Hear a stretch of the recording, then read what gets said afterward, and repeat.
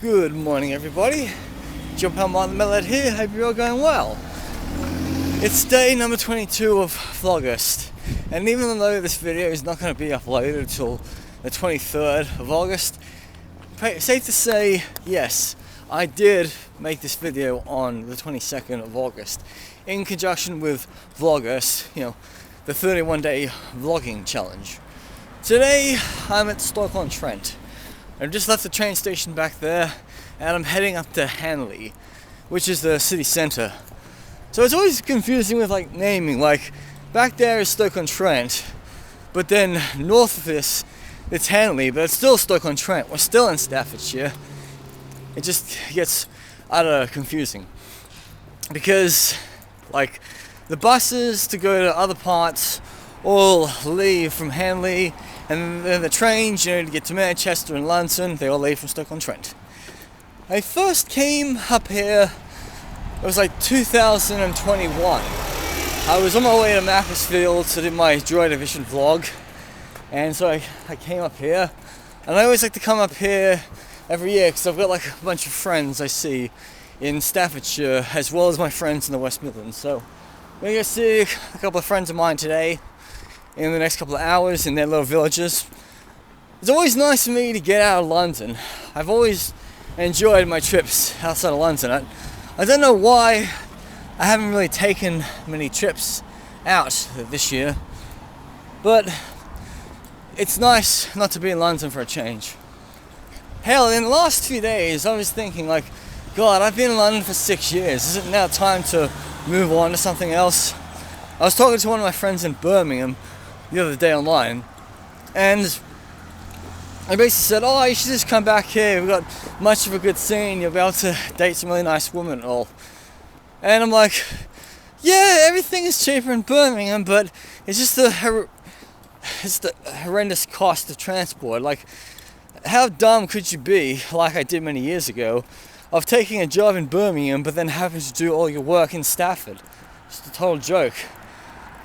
If I do move to another major city, I would just take a job within the city. I wouldn't take a job somewhere that makes you travel 100 kilometers a day. It sounds dumb. Yes. So it's getting a bit cloudy today. Hope it's not going to rain. But it was like this the last time I came to Stoke a couple of years ago. It was summer, cloudy, raining, whatever. Yes. And another interesting thing about Stoke on Trent is they got a museum on the potteries. This area has always been an industrial area. It's always been to do with ceramics and crafts and all. So you should check that out. That's in the city centre, up north from Stoke on Trent station. Now, I quit my job a few days ago, just walked out of it, just being unhappy, tired of working with dum-dums, tired of my boss being rude to me, tired of criticism and all. And literally, I never ever have plans B, C, D, E in action. I never really did have a backup plan. I remember years ago when I got punched out in Birmingham, I was like, alright, I have to get out of here. So what's the next plan?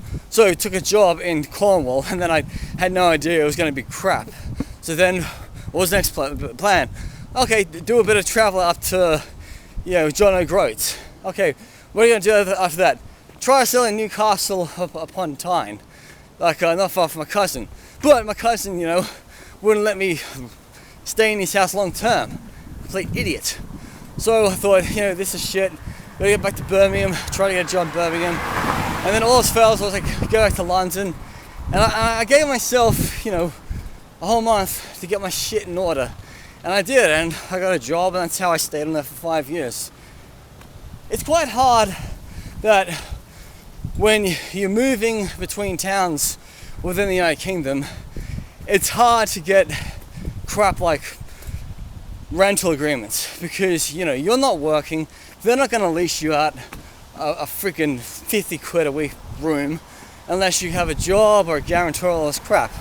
Now, I've been quite lucky that I've kept my same flat in London for the last 2 years.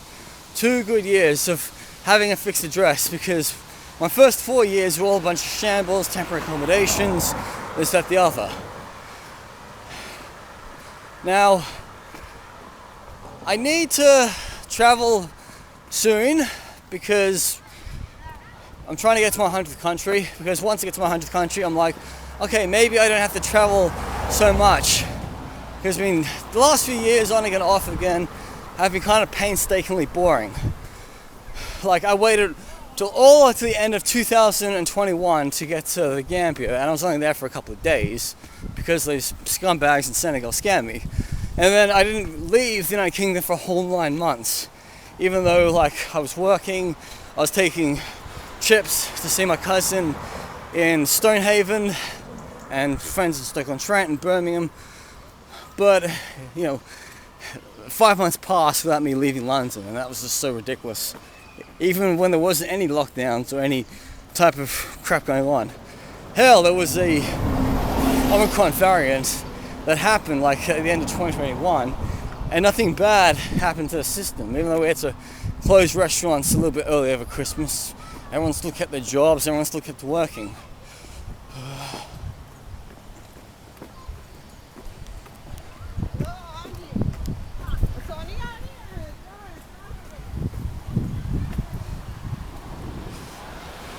Now, there are many ways I could move to someplace else. Like, let's just say, if I wanted to move to Northern Ireland and I wanted to save some money, you know, I could just book a flight. I could just fly over to either Dublin or Belfast. But then I thought, there's so much enjoyment of surface travel of going all the way up to Scotland and then taking a bus and ferry to get to Belfast, or taking a train all the way to Holyhead, Wales, like I did a couple of years ago, and then getting the boat across to Dublin. It's just the way how people emigrate to countries, it's just really mind-blowing.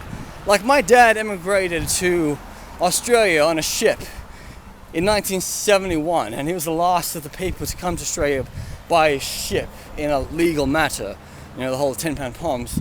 I came to the United Kingdom the third time by, you know, Russia, all those little Baltic countries, you know, surface travel.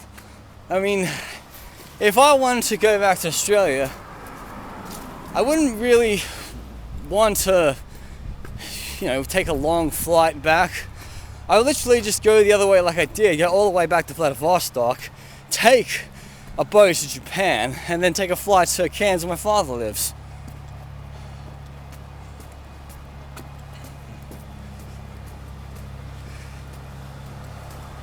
It's just quite a shame there's not much, you know, boat transportation these days, unlike it was back in the day.